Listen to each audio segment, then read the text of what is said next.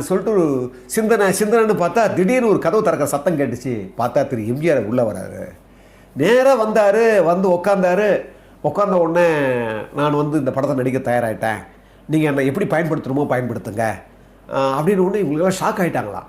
நாங்கள் நம்பவே இல்லை வருவாருன்னு, இப்படி ஒத்துக்கிட்டாருன்னு சொன்ன உடனே சரி இப்போது அப்படின்னு இவங்க சொல்லும்போதே ₹1 கொடுங்கன்னாராம் எம்ஜிஆர் அவர்கள். அவர் பாருங்கள், அவர் சொல்கிறாரு, ராமண்ணா சார் அப்போல்லாம் ₹1 1000 சினிமாவில் ஒரு வழக்கு.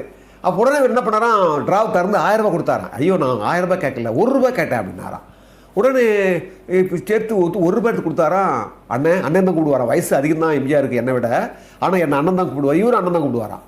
உடனே என்ன பண்ணாராம், ₹1 எடுத்துக்கிட்டு இந்த ₹1 நான் வாங்கிக்கிறேன், நல்லபடியாக நான் எப்படி பண்ணணுமோ அது பண்ணிக்கலாம், நான் நடிக்கிறேன் அப்படின்னு சொல்லிவிட்டு உடனே கிளம்பிட்டாராம். பாடின ஒன்று பயங்கர ஷாக்காக இவங்களுக்கெல்லாம். அப்போ சொல்கிறாரு, அந்த காலத்தில் ஒரு நாமுன்னு ஒரு படம்